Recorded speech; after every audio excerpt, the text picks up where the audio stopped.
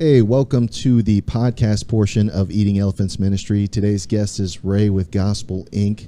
We're going to be talking about ways that Lakeland is serving the homeless, and Ray's the guy to talk to about it. So looking forward to it, guys. Stick around. There's a way for you to participate and take a bite of the elephant with us.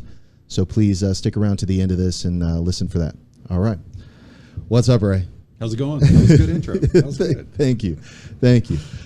So this walk, Gospel Inc. Let's just do the basics of Gospel Inc. What do you guys do? What's going on over there? Yeah, I've been around a long time, but for about the last 4 years, we were able to purchase a property right over at the corner of East Lemon and Lake Parker, and so we do permanent housing for the formerly homeless. To live in our community, you have to be chronically homeless, which basically means you have to be homeless for longer than 1 year. Is the raw definition. But typically what we find is the folks that we're serving in our community is they've been homeless for multiple years. Sometimes it's a decade, sometimes it's a few decades. And so those are the folks that are literally living on the streets. They might be in and out of the shelters at night, like a Talbot House or a Lighthouse, and they're just not gaining traction through the programs. And so that's who we're specifically called to serve. And in that, we have ways for them to be a part of the community. Our biblical model is based on Acts chapter 4. You've got 32, verse 36 in there where they're talking about the community, and this is after Pentecost and Peter's preaching, and this vibrant new community of Christians is coming alive. And you see it says that the community was able to provide for those that didn't have enough, and those that had extra, they were able to provide for the others. And that's very paraphrased. That's not King James. Yeah. But it basically just talks about this community aspect that the church was developing in that Acts chapter 4 passage. And that's what we aspire to be at Gospel Village for our residents. Gotcha. Is Gospel Inc. and Gospel Village, are those two separate entities, or are they the same thing? One entity. Gospel Village is really the community aspect. Okay. Gospel Inc. used to have a few different elements to it with some outreach components. But Gospel Inc. just owns Gospel Village. Okay. And so how many people are there that, I love how you say formerly homeless. Yeah. I mean, because that's just no more. That's right. Homeless no more. That's actually one of our hashtags, because they were literally on the streets. Yeah. They were the people that were living in the woods. They were the ones that were in and out of Lighthouse, in and out of Talbot House, and now they live with us, and they are no longer homeless. They have a key to a door that goes to a unit that is theirs. So they have a place to sleep every night that they decide how it's going to look. They keep their houses clean. They decide how they want to decorate. They decide what food they want to eat and what they want to cook. So there's a lot of dignity in that. And they don't share housing. It's single person, single occupancy residency for each one of the tenants. Gotcha. And when we say permanent, most of your housing programs that are out there are more of a transitional type housing program. So you can be there, and there's a time limit. It's either something like maybe 6 months or a year or a couple of years. Typically, when you get into family situations, you may have like 3 or 4 or 5 years of transitional housing.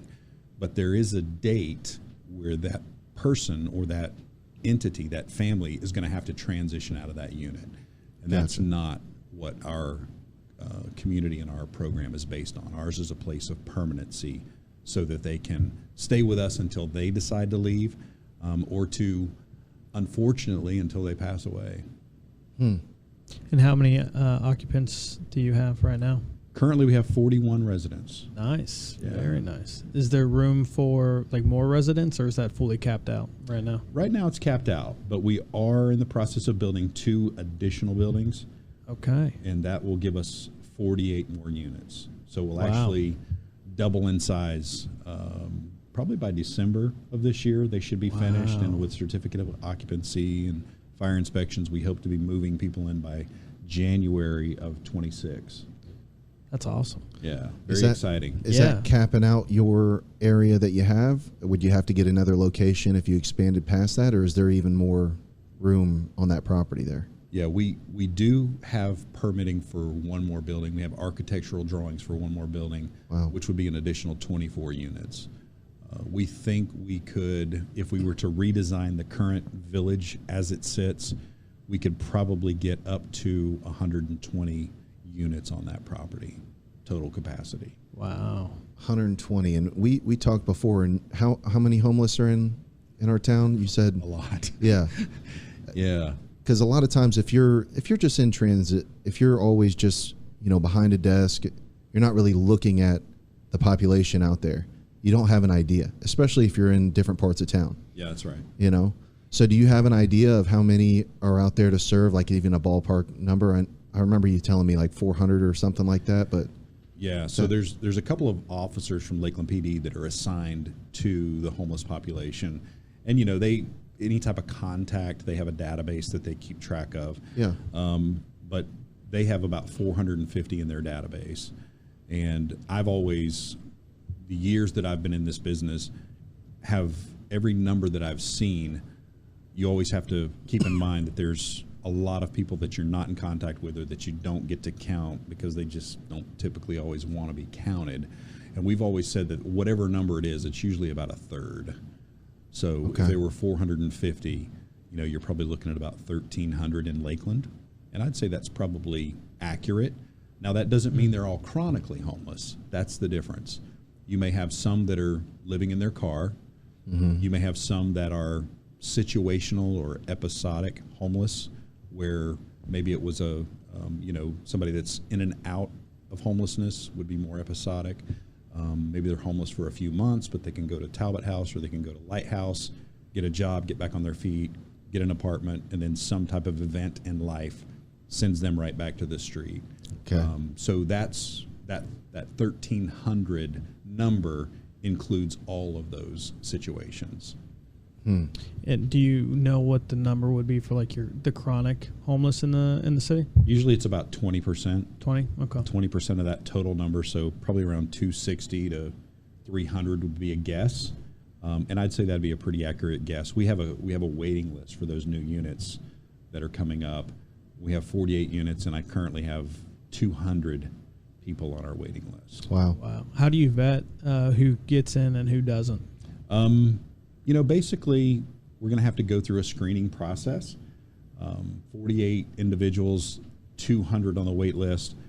There's certain criteria that are just we can't have on our property because we do have a few families that are living in the current Gospel Village. So we can't have a sex offender. Gotcha. Can't have a violent offender. If there's other certain criteria with addiction or mental illness, if they're severe addiction or severe persistent mental illness, those are some things that might preclude somebody from being at the village. But even in that list of 200, there's not a lot of those folks that are in that list. So income is important. Do you have income? We're going to help you get income if you don't. We also have a work for rent program that folks can plug into, that they can pay their rent by giving us work hours. And so do they have the ability to work? What's their medical condition?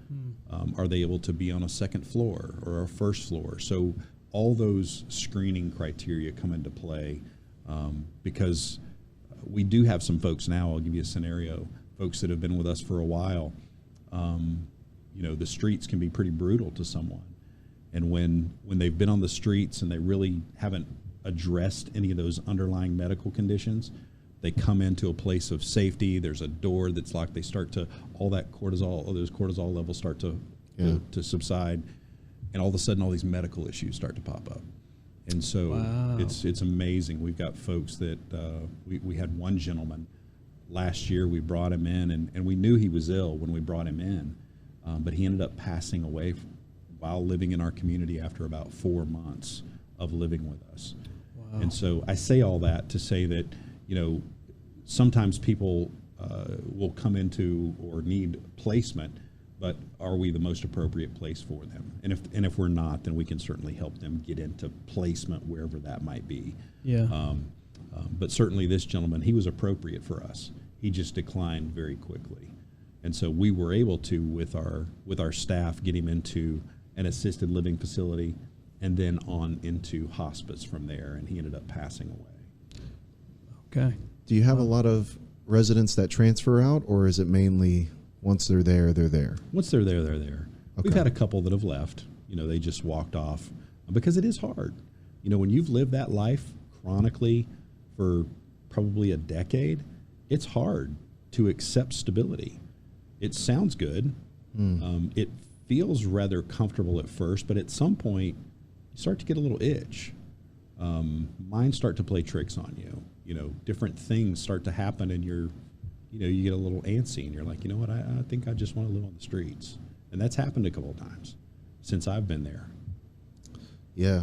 I mean, it sounds like, why would somebody want to leave? Well, when you've lived on the streets for all that time, that sometimes seems more normal than what we consider normal. Yeah. I've heard that from foster parents too, of just kids coming out of crazy environments and you just don't know how to deal with like a normal, relaxed home. That's right. Yeah. That's right. And they create the chaos. Yeah. Wow.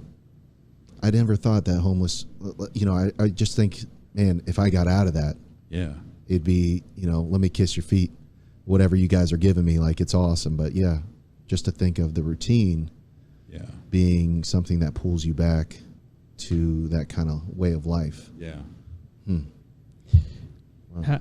It's kind of a silly question.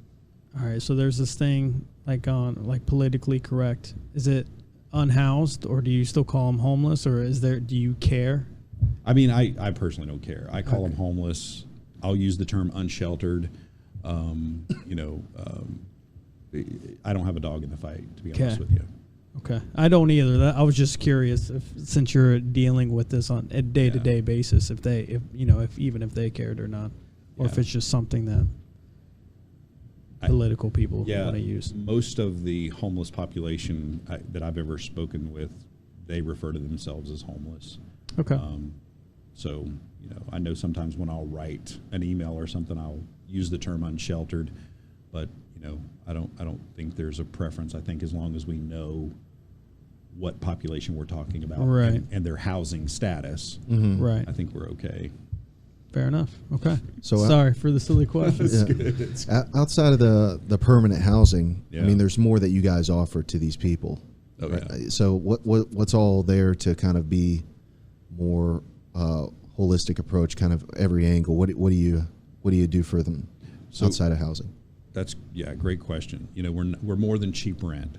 A lot of folks say, oh, you have rent. It is very affordable to live with us, but everybody has to pay rent. And that's one of our, there's two rules to live at Gospel Village. One is you have to pay rent. And the second is you can't be a jerk. And so the first rule, if you have no income and you're coming in off the street, one of the things that you can do is the work for rent program that I talked about. Yeah. Mm-hmm. And basically there's landscaping opportunities. We have a garden. We have a resident that oversees the garden. And for the women that would like to, we have an art studio and a sewing room where they can contribute time into creating sewing pieces or crafts, and then they can sell those items through our repurposed studio store. So all of those opportunities I just mentioned to you go toward their hourly requirement for work each week. They have to give us 10 hours of work, and on payday, 75% of that money goes to rent, 25% goes in their pocket. Mm-hmm. And so our goal is to transition them either to part-time employment, Social Security income, or Social Security disability. A lot of the folks that we serve actually do qualify for SSI. When I started, I think we had maybe 12 folks in the work for rent, and now we're down to 8 as people transition into either an SSI or SSDI, or even getting a part-time job or employment. And so they have to contribute. What we found is that if I can contribute to my stay, then it builds dignity in the person that's living in Gospel Village. Yeah. It's not a handout. It's not an entitlement. You're actually contributing, and I'm paying my rent. And currently, I think Rachel had given us the statistic that we're like 99% is our retention rate over the 4 years. And that means people are paying their rent on time, because at the end of the day, they are in a lease, and the residents do have to pay or contribute to their rent. And so we haven't had to evict anybody. We don't give out 3-day notices. We would if they were late, but they're just not late. because they take pride in ownership and where they're at. So contribution and paying rent is a big part of the healing process too, because now I'm actually invested in where I'm staying. Just like when we're paying our mortgage or we're paying our rent each month, we're invested in that property, just like our tenants are invested in where they're staying. And so that's a big piece of the puzzle. But then also we have groups a couple days a week where we'll have some life skills groups. Sometimes we're making smoothies. Just last week we had Florida Southern's physical therapy students out and taught some yoga stretches, some hand-eye coordination games for physical therapy to some of the residents. We'll have, like I said, life skills groups where we might be dealing with anger management one week. But those are a couple of days a week. And then in addition, we have Bible study on Tuesday mornings and Thursday afternoons. We have a community dinner that's probably the highlight of the week. That's where somebody from the outside, whether it's a church or a civic organization, sometimes it's a family that just comes together and says, hey, we're going to get together and cook for Gospel Village. And we have one couple and their 2 sons that come out about once a quarter, and they'll make enough food for 50 people in their little kitchen at home and bring it to the residents to feed them. But that's an every week occurrence on Thursday nights. And then once a month we have a women's fellowship, and then once a month we have a men's fellowship dinner. And so people from the outside churches can come and be a part of that if they want to be a part of our women's fellowship or our men's fellowship. Gives them the opportunity to meet the residents, get to know them, hang out, and learn a little bit about their story, but also just to be in community and relationship with some other Christian folks. Yeah. Do you have main partners, like with the different churches? Like, do you have main contributors? Yeah, we have some big supporters that are very faithful to us. Trinity Presbyterian, Victory Church, Grace City, just to name a few. I mean, there's several more, and I'm missing them. I know I am. Lake Morton Community Church is a huge supporter with volunteerism, and we actually played our movie there. I think I told you last spring, and so that was a big opportunity for us. So yeah, there's lots of churches that will reach out from time to time and ask how they can get involved, and the community meal is a big part of that. Okay. I mean, really, you're looking at 200 people in Lakeland that are chronically homeless, and you're in a ministry where you're taking out half of that. I mean, close to it.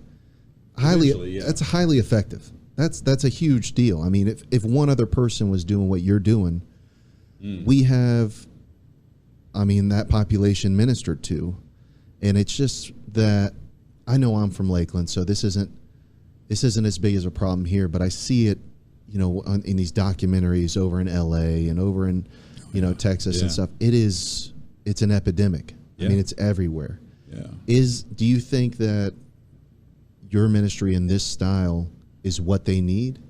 Like, how do you handle that kind of homelessness where there's not enough? You know what I'm saying? It would just be, you can only do so much with so much land you have. So what do you do with overpopulation and stuff like that? I mean, is it just taking a small bite of the elephant? I'm sorry to use the thing, but I think that's a great analogy. I mean, all my ministry time working with the homeless has been based on Matthew 25, right? 36 through 40. Jesus is talking, and he says, when I was hungry, you fed me. When I was thirsty, you gave me drink. When I was naked, you clothed me. When I was a stranger, you took me in. When I was in prison, you came and visited me. And the disciples said, Jesus, when did we see you in these situations? He says, when you've done this unto the least of these, you've done this unto me. Right. And so that's been, kind of the understanding for me, at least, my entire time while I've been involved in this ministry, that really this is one of the key principles that as Christians we should be following this direction from Jesus. Because he's saying that basically when we take care of the needs of the others who are not able to take care of those needs themselves, then we're basically they're taking care of him directly. And I always considered that a mandate, but also a privilege to be able to, have someone that just needed something, whatever that was, a meal or, a shower. We had shower ministry in my previous life of ministry. But all those little things were scriptural, in that we were ministering to somebody as if that person was Jesus. We had done it to Jesus. And so I think when you think about the church, you know, I said there's 450, there's probably a couple hundred chronic. You know, if we look at the churches that are around Lakeland, you know, if we had some churches that just felt compelled, there's probably enough land that there could be some tiny houses. And I'm not out here calling out churches saying you need to put time, but I'm just saying, if you feel called to it, right? Not every church feels called to do this type of ministry, and it's not easy. But you know, if you had 5 or 10 or a couple of living quarters that were on a church property, passed code and went through all, you know, let's do everything legal and by the book. You know, we could really, as the church, I feel we could make a dent in this problem. And then, and it's once you have the resident living on property and you have them set up and they're paying or they're contributing through work, helping out on church grounds, you really have a model there that could foster community with those individuals and really start to be the hands and feet of Jesus to that population. And you know, 2 is probably not a good number. You probably do need a minimum number of probably 5 or so to be able to develop a good community. Yeah. But you know, it requires a little bit extra effort, and but I think there's enough capacity in the faith-based community in Lakeland to be able to tackle that easily. Yeah. Church by church basis. And again, I'm not here calling anybody out, but because I think there's also some learning curve to that. You know, because you wouldn't just want to bring somebody into your house who's living on the street because you feel called. That could be a very dangerous situation too. We want to make sure and disclaim that as we're talking, that yes, as a Christian, I feel compelled to help someone, but I also need to know my limitations, that I don't know this person and I can't just invite someone into my home that I really don't know. If they're suffering from a PTSD or some type of severe persistent mental illness that could be a harm to me or my family. Yeah. But I do think there's some capacity with the churches in this community and others to be able to address this problem. And even more so, I've known a lot of people that are there for community service and end up finding the Lord. That's right. Amen. You know, and it's very effective in serving alongside someone, rubbing shoulders with them. Amen. And that's how the gospel is shared there. Rather than if you knocked on their door, you know, or their car door, wherever they're living, you know, they're not going to hear that message. But you're doing this in a way, Matthew 25, that's biblical. I also think it's 2 Thessalonians 3:10, where it says, if they don't work, don't let them eat. Yeah. You know, it's like, that's a very powerful verse, but it's talking about people taking advantage of the church and like trying to, get the offering and the helping the poor, but not contributing. And you're saying this isn't just cheap rent. That's right. And the fact that you have a 99% stay where these guys, because homeless are kind of looked down on, I think, by a certain Very amount much of so. By a certain amount of people, where it's just kind of like, oh, he's gonna waste it. He's made some bad decisions. It's on him. Yeah. And then you hear about this ministry where, once these guys get a foothold and somebody to help them get out of that situation, they're not squandering it. That's right. Well, and I think who was it? LAL Today or Now or one of those online newspapers had posted some good stuff about Gospel Village when we broke ground for the new 48 units. And you had people that were trolling the ad and saying, "Oh, they just need to get a job." Yeah. And that's very common. We hear that all the time. Or you see panhandlers that are on the corner. I know Cumbie Road's, got a lot of panhandling. But the thing is when you think about going and getting a job, if you look at the mechanics of that, when somebody wakes up in the morning and they've been living on the street, they're not showered, their clothes are dirty. Yeah. Their hands, they typically don't have their ID because it's been stolen. Most of their possessions they carry with them everywhere they go. And ID is a big part of it. IDs get lost all the time on the street. And so if I were to walk into a business and that was my night and I just woke up to get a job, I'm probably stinking. I'm not going to smell good. I'm probably going to get ran out, and they may even call the police on me. So it sounds good to say, yes, just go get a job. The truth is, most of the folks or all the folks that live at Gospel Village, all of them want to do something to be a part of the community, whether that's pulling weeds, taking out trash, maintaining their own unit, whatever that is. They're willing to do those things. It's just they need that good night's rest. They need a hot shower. They need all the documents, whether that's ID, Social Security card, birth certificate, all those things that are required. And then for the most part, once you have all of those boxes checked, they do become productive members to where you don't even recognize the fact that, hey, this guy was literally living on the streets a week ago or 4 years ago. Matter of fact, when you were there, several of the people that you would have walked right past were formerly homeless. And they didn't look any different than anybody else that you might have ran into at Publix. Wow. So, yes, yes, we agree they should get a job, but there's a lot of things that have to happen before somebody can actually step out and go get a job. And we believe that that place of permanence, the safety and security of a home, is the starting point. That's one of the biggest problems. And we have a event we have in December. It's December 21st. It's the winter solstice. It's the longest night of the year. We call it a night to honor the homeless, because night is the hardest part of the day in a 24-hour period for the homeless. Because at night, that's when they have the biggest chance of becoming victims of crime from other homeless people. Mm-hmm. So they're constantly looking for a safe place to stay.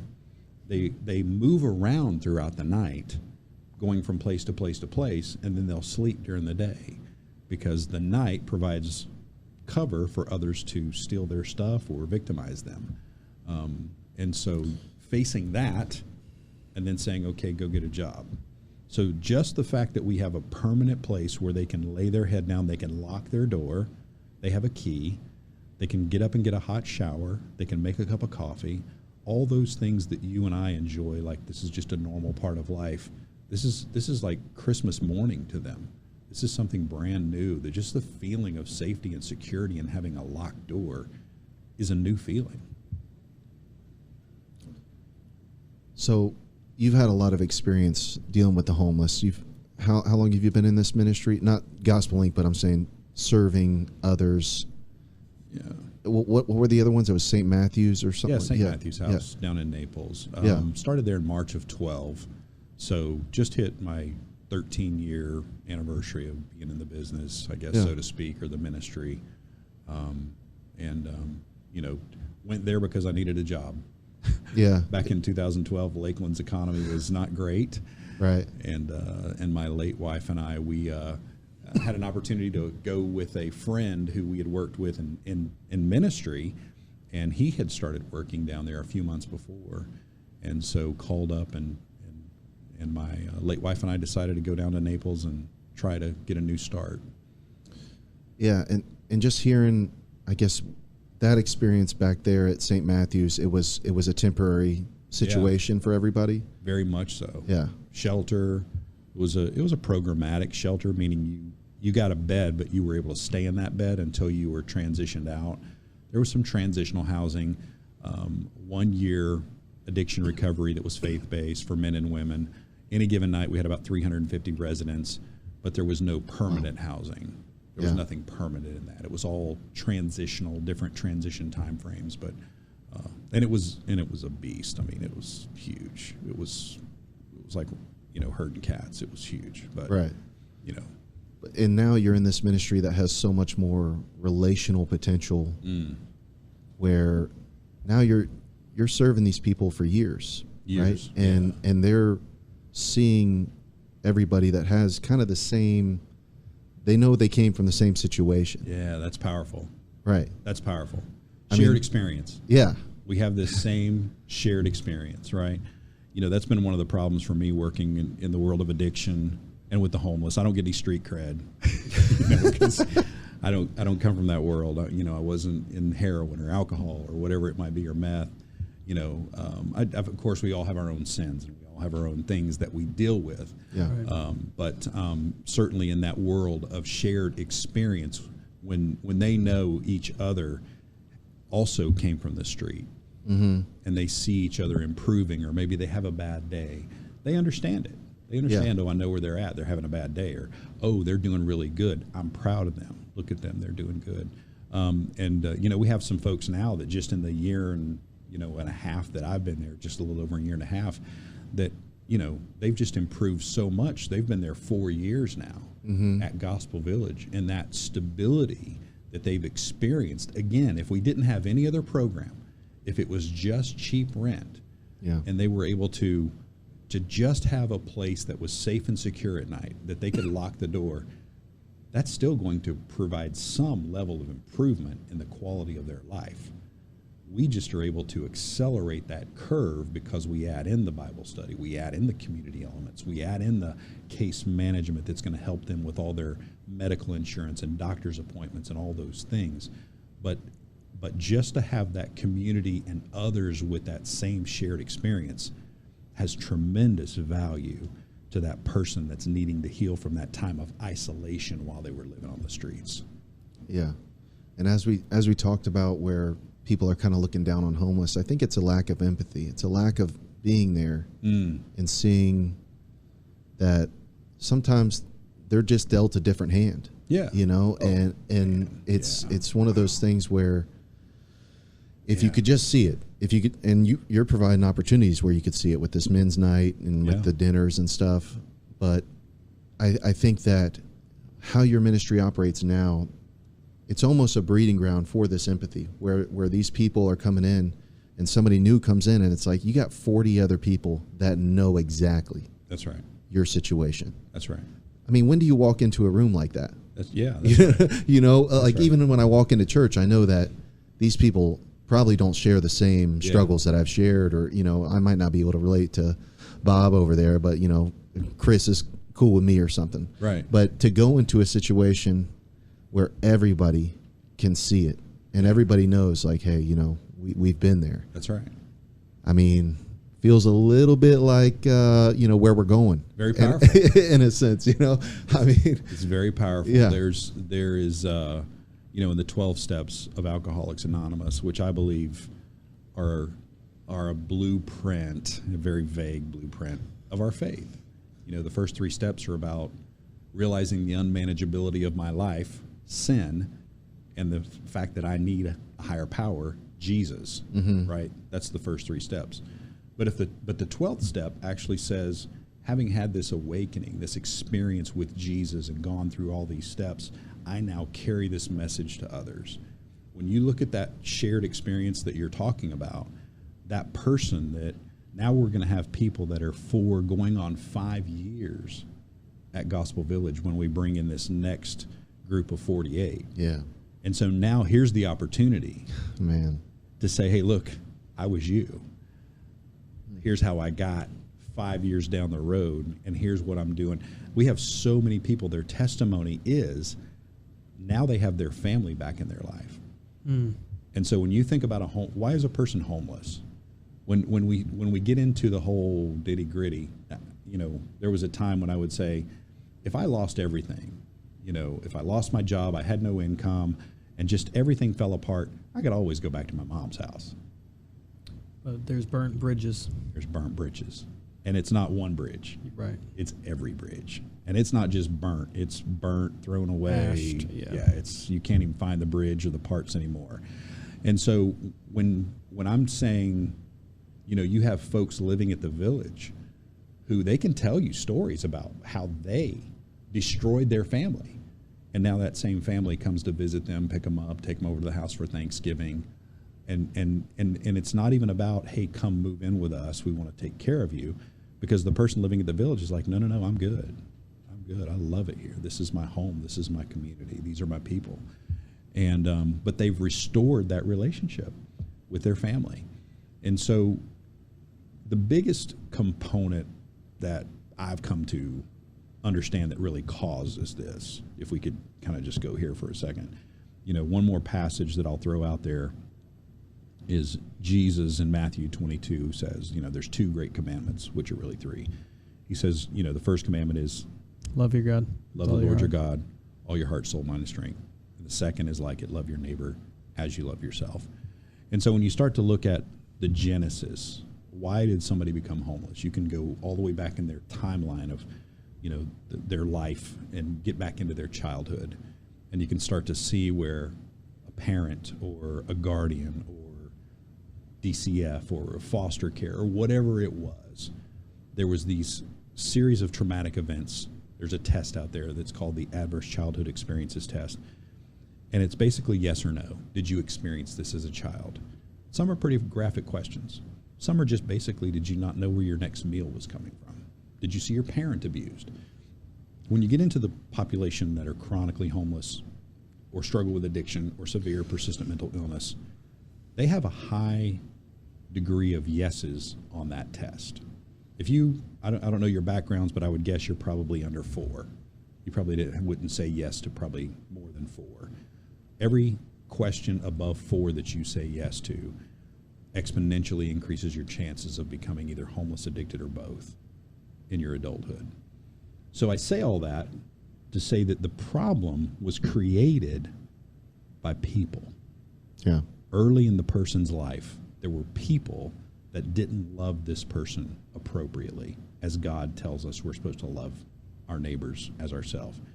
And so what we found is the way that you reverse this hurt, this traumatic event from childhood, is with people. And this shared experience is a huge part of that. Because once they can come into community and start to feel accepted, they'll start to love on people. Eventually they'll get to a place where they start to thank God that they were able to come into Gospel Village. And eventually when they have their neighbors that they're starting to get along with and they start to feel this gratitude toward God, eventually I start to feel like some of that shame that I'm carrying around from either my homelessness or my childhood or whatever that is starts to fall off of me. So we're in essence reversing that process by this biblical principle, which I believe is basically our own fulfillment as human beings. This is where we're complete, is when we're in right relationship with God, right relationship with our neighbors, which creates right relationship with self. Wow. Man, that really strikes home with me. My dad, he passed 5 years ago. Oh, I'm sorry to hear that. I appreciate that. But he was homeless. Oh. I didn't know that for a long time. Wow. He kept it under wraps, and Wow. he was always like, we'd always ride bikes as a kid, so he'd always have like his stuff near, like mobile, right? And I always thought that was just kind of normal with him, but we had a house at that time, and when I was in my young childhood, and then it was kind of crazy. As soon as we lost that house, man, me and him just didn't talk much. Really? And hearing you say that, it's like, yeah, I think that, and he lived on people's couches for the next 10 years. But I didn't really think about the shame that he's experiencing, and it caused a lot of animosity between me and him, because I thought he just doesn't want to talk to me. Wow. But really it's just him trying to get through life without feeling so bad. And yeah, it was one of those things. I mean, he passed, and I had to clean. He was living in a storage container. Wow. I don't know if you've had a lot of people come from storage containers, Absolutely. Yeah. It was like everything from me growing up was in that little unit, and it was one of the small ones. He didn't have the money for the big unit. You know what I'm saying? Everything was like on the wall, like stacked in, and he had like magnets holding stuff up and hooks and all that. It was a crazy amount of stuff in there. And I mean, I knew he was active, in drug use and stuff, but you never saw that. It wasn't like he was a junkie or like geeking out or anything like that. Yeah. It was it just seems like now that you're talking like this, it's helping me see that from the conversations I had with him, you know, that there was some shame there. There was some real, like, he just couldn't, I'm his son, you know, he doesn't want to, I'm not the guy you open up to. I'm the guy you look tough in front of. You want to impress me. You know, I'm your son. That's right. He's the provider. Right, yeah. But he knows he's failing. That's right. You know, and I think that I would be the same way with my kids, where it would be just a distance so that I didn't feel terrible about myself at all times. But it'd be amazing to me if, like you said, like the church had something like that where my dad could respectfully exist. You know, that's what you're doing. You're adding the respect and dignity to it, where somebody like my dad, who was, you know, always in construction, I mean, he could do a lot for a ministry like yours. Yeah. You know, if he was around and he got plugged in there, he would have absolutely taken off in that situation. Right.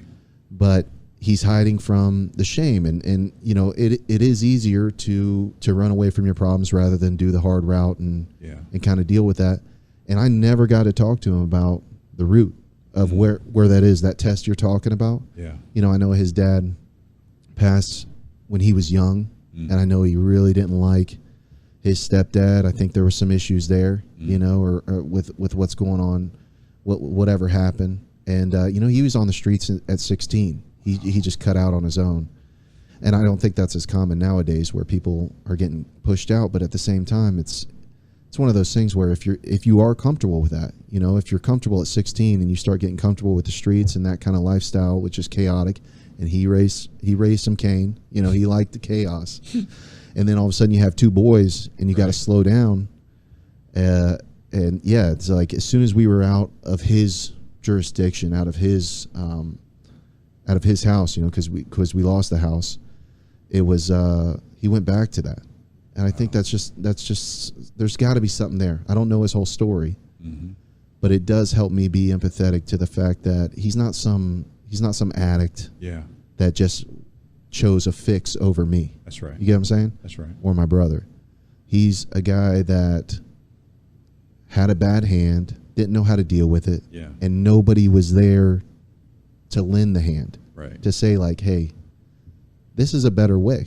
Yeah. What, you know, thank you for sharing that, man. That's raw. And, you know, I've had to do that in reflecting on my own dad's passing, you know, just the hurts. I mean, my dad wasn't homeless, but certainly there was some severe alcoholism there. And so I felt, had some of those feelings growing up of neglect or dysfunction. But you know, getting back to your point, you know, some of the folks that live with us now that are 4 years into their journey, they're just now starting to open up. Yeah. You know, so when you talk about that shame that your dad carries around, I mean, we're dudes. We don't just go around and talk about our feelings. Right. You know, we're like, hey, I'm really struggling at home to be the man of my household. Said no dude ever, right? I mean, it's just not what we do. Right. And so I have men that come into my office and we have a relationship now, and they're just now starting to tell me about some of the things that would be a yes on that test. That would be one of those precursors to homelessness from their childhood. And so there's so much to that. And when you get back to your point about empathy, you know, I think the church, where we have to, and I've had to learn this, believe me, this is not easy when somebody's cussing you out and telling you who you are and every name in the book, how, you know, we get past that today, but tomorrow we might have to, you know, have some forgiveness and have a different conversation.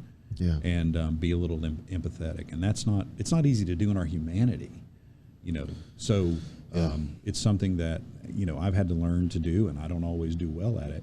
But that's where the church can come alongside this population specifically, and learn how to maneuver those relationships so that there could be something that's intentional and purposeful and something authentic, so that maybe guys that are like your dad that were out on the street, maybe there could be a program that was developed or some kind of housing arrangement developed to where the church could be a part of that solution long term. Yeah. Yeah, I think as well. I mean, you tell me on this one, but I see a lot of Wednesday night dinners or, just a free meal for the community kind of situation that churches get burnt out on because people come in there and they say, "You got anything else besides this?" And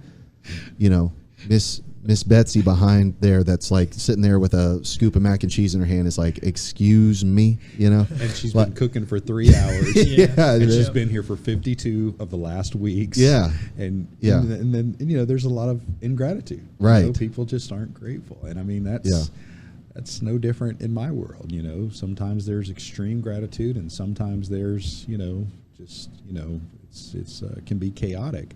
And I think that gets back to the whole we're there serving Jesus, and sometimes Jesus doesn't look like our biblical Jesus. Sometimes Jesus looks a little rough. But when you're talking about burnout, or compassion fatigue is the term we use a lot in this world. That's when it's time to probably step back. If those comments agitate you to where you either respond or it's like, what, I just am not going to do this anymore. Certainly understandable, but there's some times where you got to take a step back and get refreshed and let the Lord minister you. The problem is, and you all know this probably very well, is the people that volunteer for one thing volunteer for everything. Yep. And they're the ones who are doing all the heavy lifting at the church, and so then they get burnt out quicker than most. And so I think you have to have a healthy balance, and and it's hard for the pastors to kind of come in and say we got to let Miss Betsy take a Wednesday night off. She snapped at the 4-year-old who didn't want mac and cheese last week. Not that that's a real scenario or anything, but it is a delicate balance because there's a biblical principle. The work is plentiful and the laborers are few. And so we do tend to burn people out. That's very prevalent in this world where I'm talking.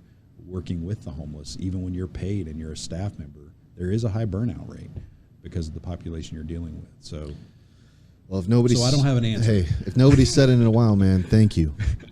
Thank you for your ministry. I want to say that now. I mean, it's awesome what you're doing. Well, I can't avoid saying that. I mean, I love it what you're doing. I'm blessed to be a part of it. I didn't start it. I was called to come back to Lakeland and work here as to be the executive director. But certainly it was founded, years ago by, someone else. And so I'm just blessed to be a part of it where we are now. So in your experience, how can the church, if we're not going to build buildings, but just on a personal level, in my commute, in my lifestyle, helping the homeless, what does that look like? Like, if somebody's at the corner and they're selling, a rose for $5 or something, or if they're just asking for handouts. How would you recommend to handle that? Yeah, that's a hard one because sometimes those folks don't want your help either.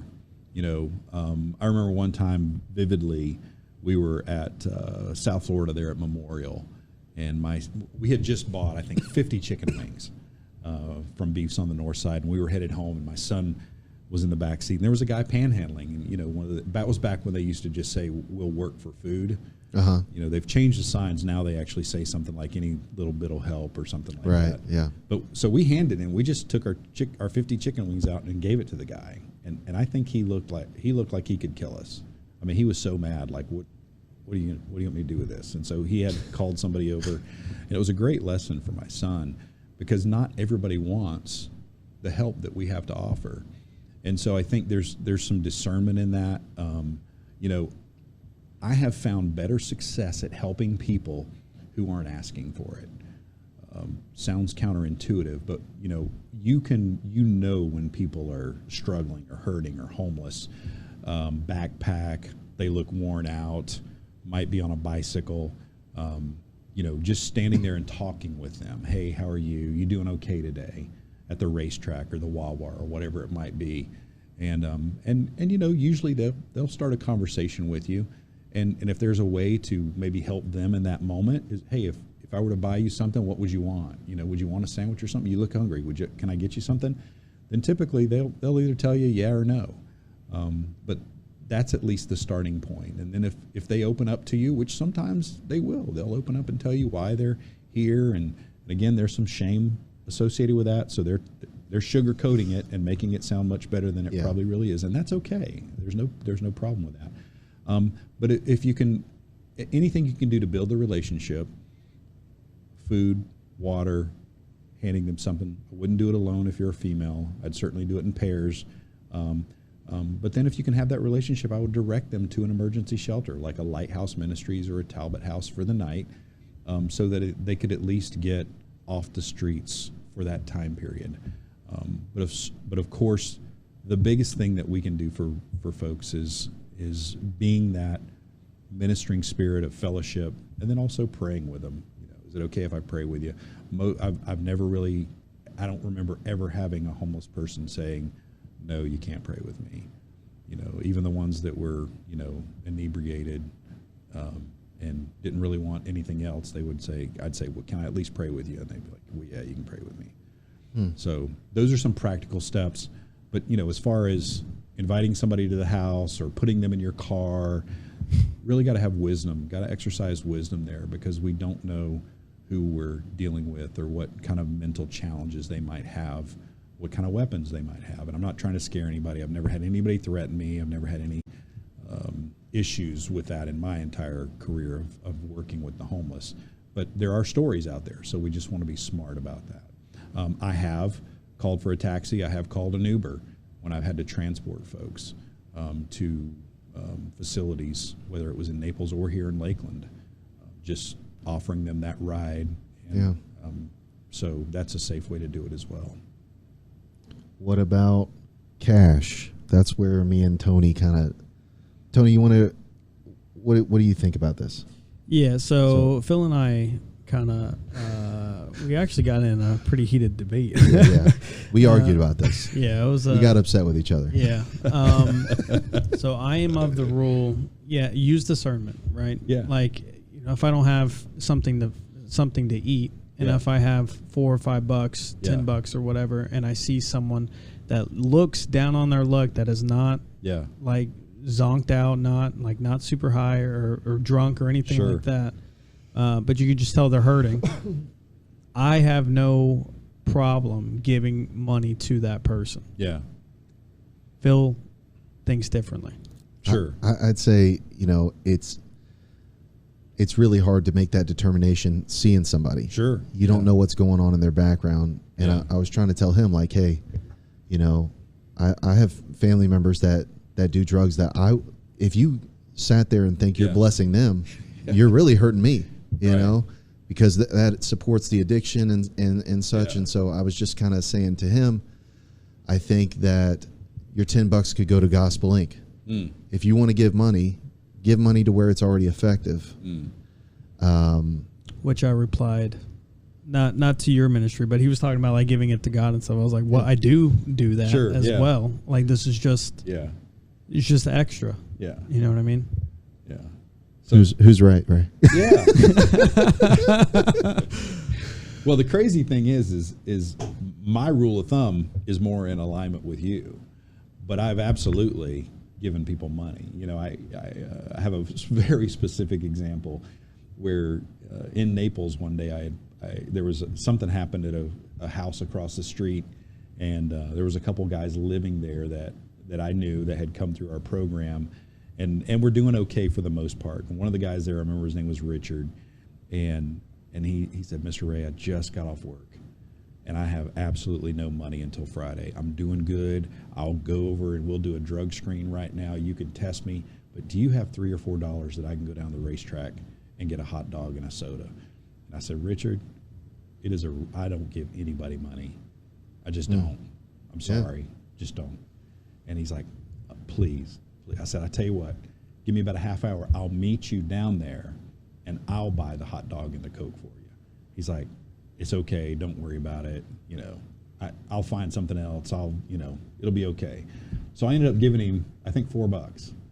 I said, Yeah. now you come right back when you're in, and I want to, show me your receipt, do something just so we can save face in this conversation. Yeah. And he did. Pull the mic that back mic's just a kind little of bit. going to your throat there. Okay. Yeah.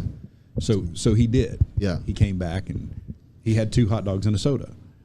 And, and I was like, okay, there have been other folks that, I've said, yeah, absolutely not. Can't, they don't look right. The eyes are off. There's something going on. Yep. They're probably going to take my $3 or $4 with the other $3 or $4 they've gotten times 20 and, buy pills or go buy alcohol or something like that. So, I've done both. And my principle is when I give that money away, and I guess maybe this kind of helps me sleep at night. I give it as unto the Lord. You know what? That's between them and God at that point. If I've done all my discernment, now look, we're doing this through. you realize? Hold on, he's giving me that look, so I'm going to answer that look real quick. Well, but hold on. Yeah, go ahead. So, but you've got family members. Yeah. That that you say are using drugs. I've got family members that have struggled with addiction for everything under the sun. So, so we kind of have a different sense about that discernment, feeling like, okay, should we or shouldn't we with this person? And so I feel like because of our experiences, because of the relationships we have with family members that we know are using, we can use that to kind of discern. But typically my go-to is I want to go in the store and buy it for them. Yeah. I want to go in there. But if I can't, wife's like, hey, we got to go, or whatever it might be. You've probably had this too. Somebody's at the gas pump and they're like, sir, can you, give me $5 or $10 for gas? It's like, no, but you pull up and I'll put $5 or $10 in your car. Right. There's ways to handle it.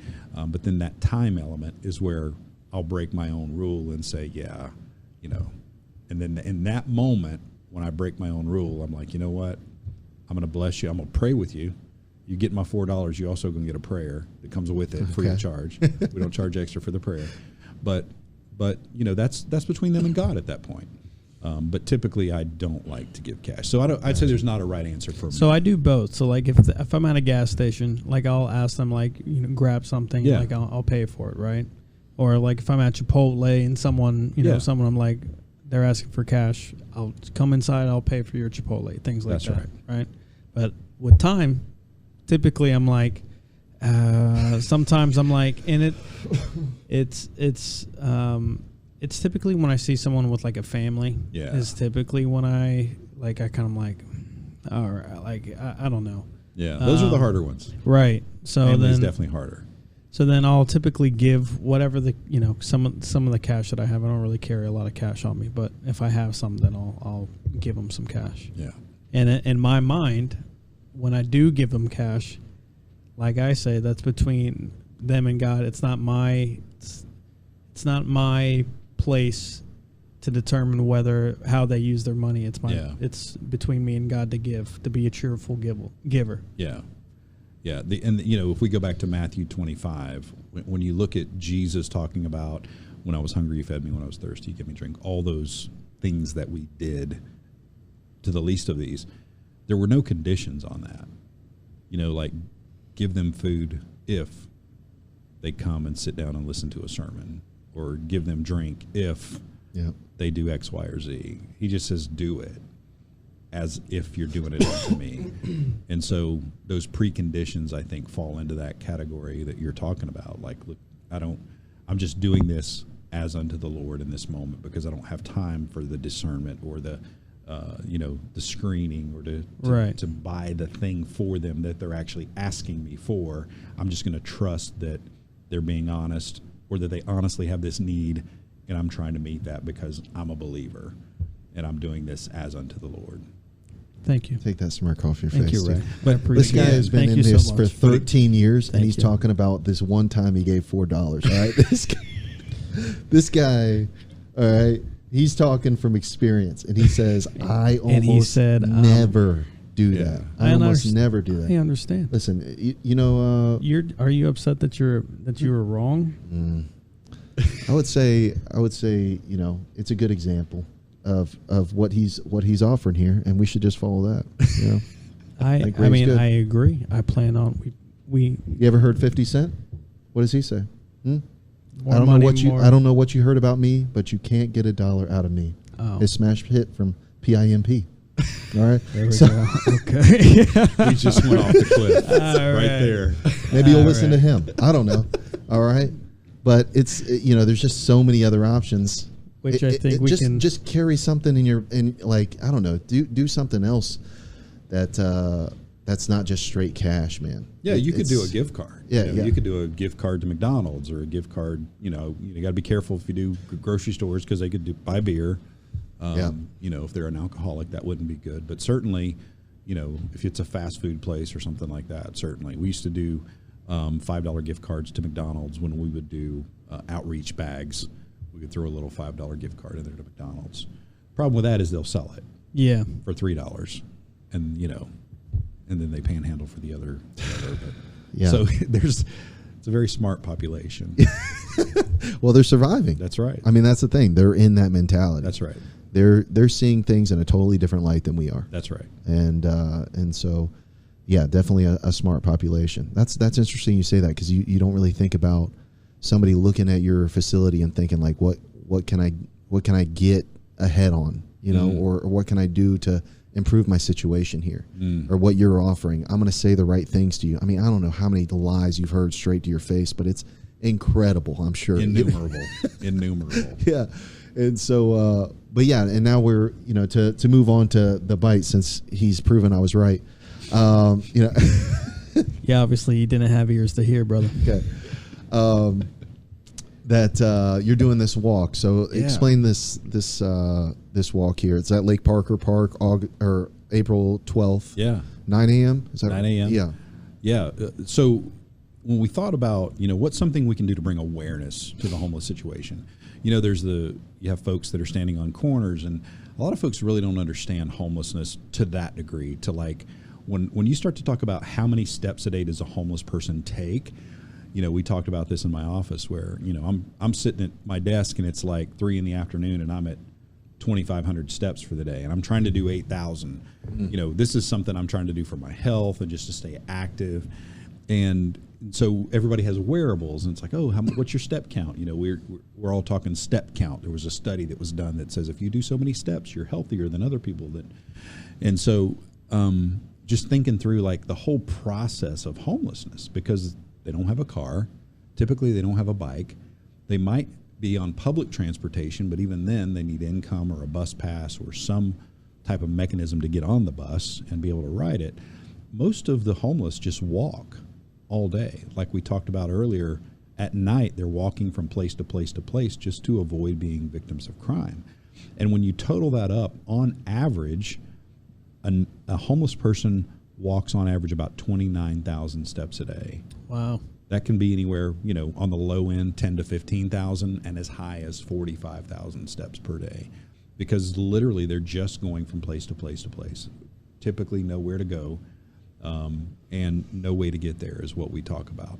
So we just are trying to highlight the fact that people that are on the street, they're just walking around with backpacks. There's nowhere to rest. There's no day centers in Lakeland. But we have the solution to that at Gospel Village.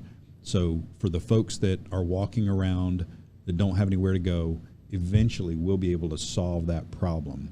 And we had actually bought the domain, walktoendhomelessness.com. And then this is walk a mile in their shoes. And so we have a 1 mile track that's laid out, and we're actually going to have testimonies of the residents that live with us now. That'll be on a QR code. You can scan the QR code and it'll go to a YouTube video that actually shares that individual's testimony of what their life was like on the streets and how much they were just walking on a daily basis to get from point A to point B, even just to get a drink of water or just to go to the bathroom. We have the convenience in our home that everything is close by, but when you're living in the woods and you need a drink of water, if you don't have it with you, you got to get up and go somewhere. And that depends on how far away you are, where you physically located, as far as distance to the resources that are around you. So there's just a lot of challenges when it comes to those folks living on the street, and the complication the lack of transportation and walking compounds that problem. And then you get into a situation where we have a resident that was homeless living on the street, and she's actually legally blind. Wow. And so when you think about, she would walk up and down South Florida Avenue, and she can see shape, but everything's really blurry. Like even now, if you say hello to her, she'll say, "Hi, who is that?" And she can tell how to get to certain places that she's memorized because of shapes, but she's legally blind. And she was on the streets of Lakeland just walking up and down South Florida because she didn't want to stop because she would get in trouble somewhere. And that was her security, was to just keep moving. It looks like you're going somewhere if you just keep walking. And you'll notice that there's a lot of homeless people that are just walking with their backpack.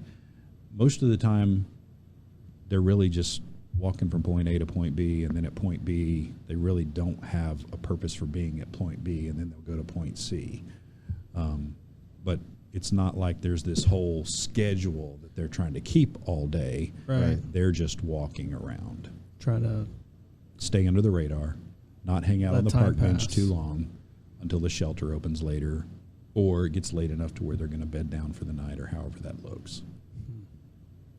So that's the purpose of the walk, was just really to bring awareness to the problem, Yeah. and then also the solution found in Gospel Village. And it's a fundraiser as well, correct? It is a fundraiser. Okay. That's right. Yeah. We're trying to raise funds for, as we head into the summer months, it's one of the times where everybody goes on vacation, and, sometimes the donors that go away, they just, priorities. And so we're just trying to get a little ahead of summer before it gets here with a fundraiser. Yeah. I mean, it practices empathy as well, just to put yourself there. That's right. Right. I mean, that's the talk of it. Yeah, that's right. Walk a mile in their shoes. So That's right. And, a lot of people are out there for fitness anyways. I mean, there's That's other right. benefits, guys, That's right. And so I like it. I like the idea. And, we want to get involved. We want Yeah, to take a thank bite you. of the elephant with me and Tony here. I'm going to bring my kids out there, too. I'm going to push a stroller. Cool. Is that all right? Yeah, absolutely. I'm not going to tell them we're going 28,000 steps. Is the goal to go 28,000? Okay. Just to make That sure. could be your goal. Okay, No, gotcha. It's just to do one lap, just 1 mile. Okay. That's probably going to be, 2,000 or 3,000 steps maybe. Okay. But certainly there's no step count that we're trying to get to. We're just trying to bring awareness. It's going to be 1 hour. You don't need, but the basic track is 1 mile. However long it takes you to do that mile, you might do 2 miles, you might do 3 miles, whatever you want to do within that hour. Certainly, you're welcome to do. We also have some folks that reached out and said, "I'm not going to be in town that day, but we still want to participate. Could we do a virtual walk where we're going to be physically located on vacation?" And so we also had some folks register for that as virtual walkers, that they had pledged and said, "We're going to do this, we're going to join you, but we're going to be in another city at that time, and so we want to do it where we're at." Gotcha. So this isn't something where we would look for people that watch this to say, support us for every mile we walk. It's just a flat out pledge of That's right. however much. Okay. Yeah. And the donations are basically, you're not sponsoring a step count or you're sponsoring a mile. You're just, if you had a team and you're saying, "Will you support me?" It could be $10 or whatever, just to say, yes, we want to donate to the cause. Gotcha. All right. Is there any limit to the amount of people on a team? No. Eating Elephants team? No. Okay. Interesting. All right. You got anybody in mind? I got a couple people in mind. Yeah, you got a couple people in mind as Yeah. well. Do you think so? I think we're at a decent number now. So April 12th, April 12th. 9 a.m. Yep. What else do our viewers need to know? If somebody You wants can to do get it involved, virtual. You can do it virtually. And they can, Yeah. I believe they can join your team virtually as well. So even if they're not going to be there in person, they can virtually join your team. I'm almost positive of that. But, we've got tremendous, and the thing that's been so encouraging to us is we've had some churches come along and support us in the walk, but we've had some businesses in the downtown area that have come along and offered prizes for Wow. teams that, raise a lot of money or have the most new donors. But like 1961, the Joinery, Chop Shop, we've got Uncle John's Sausage, and then also Hulbert Homes. I don't know if you're familiar with them or Yeah. not, but they're our title sponsor, and we're just thrilled to have a Christian builder that it's it's the perfect match Yeah. for someone that's a builder of homes to come and sponsor events where we're going to be addressing homelessness. That's and beautiful. They're aligned in their faith. You know, they're just a wonderful Christian couple that has come alongside us for a couple of different events and been a part of, and they decided they want to be the title sponsor. So we're just happy to have Holbert Homes as our title sponsor as well. Wow. Okay. That's awesome. I think we got it all covered. I mean, unless what we'll do is is there some kind of code that you give us to join our team, or is it just they look on the website to sign up for our team? Okay. Whatever you name it. Okay. Like come up with a catchy name. Okay. Maybe something about eating one bite at a time. Yeah. Yeah. Team. And then when somebody signs up, they can go in there and search for that name, and it'll auto-populate. It's pretty easy. It's pretty user-friendly. Okay. All right. So we'll have that in the description of the video, what our team name is, so you guys can get involved. I mean, I think we should have, you know, Financial goal? a good amount. I don't think we should put a financial goal on it. Yeah. Okay. No, I don't think so. I don't know if you can get us to win one of those gift cards. We'll give it to a homeless guy. We won't spend it on ourselves, guys. All right. So, the better thing to do would be take the else. homeless person with you. There you go. Yeah, and yeah, develop that relationship. Wow, that's so wow. So you mean like not give them money, but just take them and feed them that? Wow. Okay. Man, that's so crazy, Ray. I'm all your really wisdom, looking forward and to all your you wisdom, you reckon- rewatching this so you can hear it again that I was right. Oh man! All right, Ray. All right, let's pray. Well, yeah, let's pray for you. Let's pray for this Yeah, event. thank you. Let's pray for that. Appreciate that. Is there anything else you want to shout out? I mean, what do you guys need over at Gospel Inc? Is there anything else you guys need? People for the community dinners? Do you need Community people for dinners. men's night, women's night? Women's fellowship. Okay. You know, the men's fellowship and the women's fellowship are huge because we love for men's ministries to come and walk beside our men. Okay. We have a lot of fun at our men's ministry. I believe the women do too, but I don't attend, so I don't know. Yeah. But the men's ministry, we have like steak and burgers and just do guy stuff. Okay. And it's an hour, the third Tuesday night of the month, and it's a phenomenal time of fellowship. This last time, I know we're trying to get out of here, but our campus pastor had everybody stand up and do a 30-second synopsis of your life. And try to do your life in 30 seconds. It's that's basically pretty you rough. were born and one day you're going to die. I mean, it's pretty, and there's not a lot in between, And it was so brilliant the way he did it. And he said, that's basically your life in the scheme of eternity. Mm. If we figure a day or a week or even the amount of time that we've been alive, that 30 seconds is really what your life represents, where Solomon says it's all vanity, talks about it being a vapor. Yeah.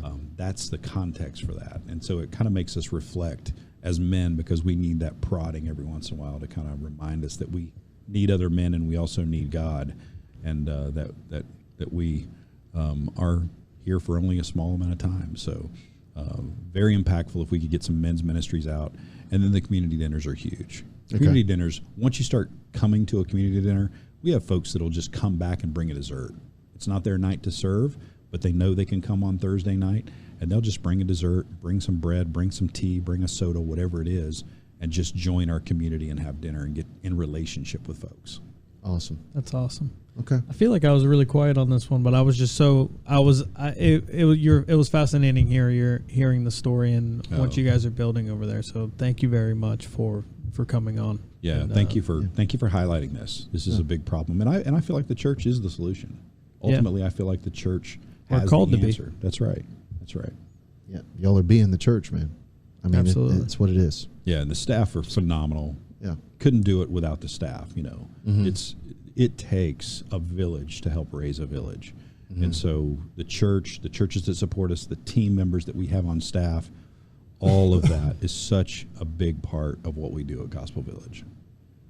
I appreciate you, That's man. awesome. Yeah. Yeah, Thank you, Ray. guys. Yeah. Let me pray very for you. much. God, thank you so much for this time to talk and discuss, and just, Lord, just the burden that you've placed on this man's heart for the homeless and just serving for so long. God, I just pray for his ministry. I pray for his family.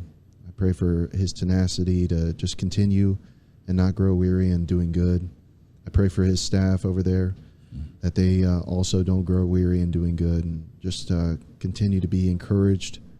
Thank you for those that you've brought into this Gospel Village, just the idea of wherever this came from, God. I just love that your church is being church over there, and to these people. I pray for their lives and just the situations they're in, whether that be the struggles that they've gone through, the family members that they have reconciliation with. I don't know. It's just all those things that surround this problem of homelessness. I pray for those situations. God, I pray that we can be effective in raising funds and shining a light more so on this problem right in our city, right on our front doors, God. We are called to love our neighbor as ourselves, and so we're trying to do that here and now. And you're just a good God. You provide. You give so much grace and love to the least of these, and we just love you so much. We love serving you. We love how good you are, and we love how much you provide. In Jesus' name, amen. Amen. Thank you for that. Yeah. Thanks, Ray. Appreciate you, brother. Yeah, man. Thanks for having me. Yeah. Right. Appreciate you. Thank you.